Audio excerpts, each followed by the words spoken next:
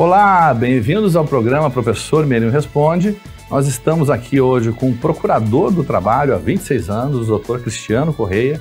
Ele é mestre em Direitos Fundamentais, coordenador do CONAP, lecionou em diversas universidades e ele atua atualmente com relação ao combate a irregularidades na legislação pública. Isso engloba várias questões, inclusive irregularidades do trabalho terceirizado. Mas nós vamos deixar ele falar e explicar para a gente. Vou iniciar perguntando ao Dr. Cristiano o que é o Ministério Público do Trabalho e quais as funções do Ministério Público do Trabalho. Bom dia, professor Merino, bom dia aos nossos espectadores, a quem nos assiste. Muito obrigado pelo convite, antes de mais nada. O Ministério Público do Trabalho, como um dos ramos do Ministério Público, atua em defesa da sociedade. Nós somos, por assim dizer, os advogados da sociedade. Mas não por uma questão qualquer, por uma questão relacionada a um direito individual, de um trabalhador específico que tenha tido um salário atrasado. Não. As demandas que movimentam o Ministério Público do Trabalho são sempre relacionadas a questões coletivas, questões macro, que fogem da rotina, do dia a dia, das questões trabalhistas, atingindo um grande número, falamos às vezes de centenas, de milhares de trabalhadores. Essas questões podem estar relacionadas à iniciativa privada, a uma empresa, ou também ao setor público. Perfeito. Então, o Ministério Público ele tem uma função fiscalizatória, né? E também de acompanhamento por meio de ação civil pública, né? Com relação a irregularidades que podem ocorrer, né? Com empresas, né? E aí eu pergunto agora ao doutor Cristiano, com relação ao trabalho terceirizado, quais as principais irregularidades e problemas que são encontrados com relação à terceirização? Muito interessante a pergunta, professor, e eu tive a satisfação de assumir agora, a partir do início desse ano, essa Coordenadoria Nacional de Combate às Fraudes na Administração Pública, a CONAP, que tem como um dos seus principais focos de atuação as irregularidades nas terceirizações junto à administração pública, né? Este calote, para usar uma linguagem mais simples para o nosso telespectador, esse calote que se verifica ao final desses contratos, cuja conta acaba caindo nos cofres públicos e que pagamos todos nós. E contas, professor, que chegam a cifras muito elevadas, muito elevadas.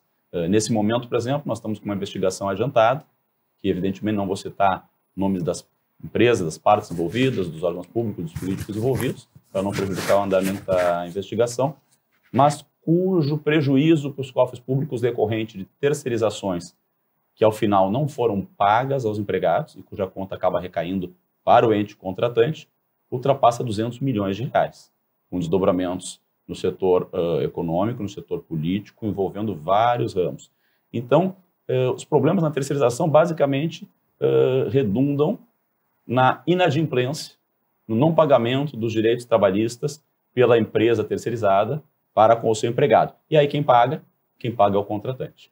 O contratante, numa linguagem mais coloquial, né, nós temos os termos técnicos, que o senhor bem conhece, mas para que o espectador entenda, isso já está fixado na lei, já está tranquilo nas decisões do tribunal, pacificado. Quem contrata a empresa terceirizada vira fiador dessa empresa. Então, o que não for pago pela empresa será pago por quem a contratou. Daí porque há que se ter muito cuidado nessas formas de contratação. A terceirização, falando de uma forma muito simples, é você, empresário, ou você, ente público, transferir para uma terceira empresa uma atribuição que originalmente seria sua. Hoje isso é aceito pelo Supremo Tribunal Federal, inclusive pacificou isso. Antes se discutia se podia terceirizar qualquer atividade, fim poderia ser terceirizada ou não, ou só atividade meio. Hoje já está resolvido que não. O Supremo Tribunal Federal disse que qualquer atividade pode ser terceirizada, mas fixou esse entendimento também, de que aquele que contrata a empresa terceirizada vai responder, no final, pelas dívidas impagas perante o empregado. E daí surge o grande problema. Essa inadimplência, porque muitas vezes, infelizmente, empresas são criadas apenas para ganhar alguns contratos num curto período, atuam 2, 3, 4 anos, desaparecem, não pagam seus débitos trabalhistas, essa conta sobra para quem a contratou e que vai chegar numa ação trabalhista, na hora de discutir isso, absolutamente vendido, usando uma expressão aqui coloquial novamente, porque não vai ter um documento a apresentar, não vai ter controle de horários a apresentar e a conta vai ficar muito maior do que se tivesse contratado diretamente. Usando aqui aquela frase, ditado popular, de quem paga mal, paga 2 vezes. Entendi. Essa questão é bem complexa, porque eu, na advocacia, recebo clientes muitas vezes desesperados. Eles disseram, a empresa simplesmente terceirizada sumiu, doutor Felipe. Eu estou lá trabalhando e não tem previsão de pagamento de salário, meu décimo, férias, rescisão, aviso prévio, seguro-desemprego, nada. Então, o trabalhador, muitas vezes trabalhador humilde, que trabalha na área de segurança, limpeza, conservação, o que é um grande índice, né, que nós temos de trabalho terceirizado nessas áreas, né, ficam realmente desamparados e sem recursos financeiros, né. E aí, nesse caso, procuram um advogado para entrar com a ação trabalhista. O advogado entra com a ação trabalhista contra a empresa, vai buscar esses direitos, mas muitas vezes, o que acontece? Essas pessoas fazem a questão de sumir, né, de abandonar a empresa, abandonar o empregado. Por quê? Porque receberam já verbas adiantadas, né, da terceirizada, e querem ficar com essas verbas e somem justamente para não pagar. E aí, por isso é importante a atuação do Ministério Público, do Trabalho, porque o advogado sozinho, muitas vezes, não consegue buscar informações de onde estão essas pessoas e o patrimônio dessas pessoas, né? Então, quero perguntar aqui para o nosso procurador do trabalho quais são as principais medidas que o Ministério Público do Trabalho pode tomar na busca desses valores, né, que foram levados por essas empresas, que não repassaram aos trabalhadores, e como o Ministério Público pode ajudar nisso, para que essas empresas possam ressarcir esses valores recebidos.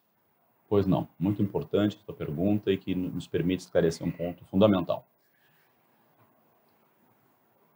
Essa questão do desaparecimento daquele dono dessa empresa terceirizada, que muitas vezes, não todas evidentemente, há muita empresa idônea que está atuando há 15, 20, 30 anos nesse segmento, mas inúmeras e mais ainda na administração pública, professor Merino, são criadas só para ganhar alguns contratos de licitação, duram o tempo do contrato, não pagam direito o que não aparece no dia a dia, e o que aparece elas vão pagando enquanto estão recebendo, que é o salário básico.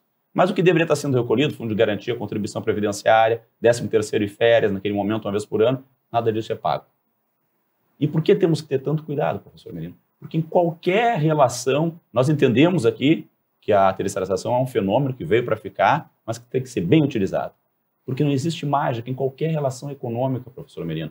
Quando entra um intermediário, o preço final encarece, porque tem a margem de lucro do intermediário. Se você vai comprar um imóvel e você vai pagar a taxa de corretagem de 6%, vai ser mais caro do que se você descobrir quem é o proprietário daquela casa e comprar diretamente. Se você for comprar direto da indústria, vai pagar um preço melhor do que se for comprar numa loja. Sempre assim. Então não existe essa mágica apenas na terceirização, onde para o contratante vai ser mais barato do que contratar direto, contratar através de uma interposta pessoa, onde vai pagar o custo de salário mais a margem de lucro. Então tem que se ter muito cuidado para entender o que está acontecendo, para se acompanhar ao longo da relação, falando na pessoa do contratante, se está sendo pago tudo corretamente antes de liberar os pagamentos mensais. O que nós estamos fazendo no Ministério Público do Trabalho é tentar articular, e eu estou com essa incumbência agora como coordenador dessa Coordenadoria Nacional aqui no Rio Grande do Sul, tentar articular junto a outros órgãos públicos, co-irmãos, de forma a unirmos nossos esforços.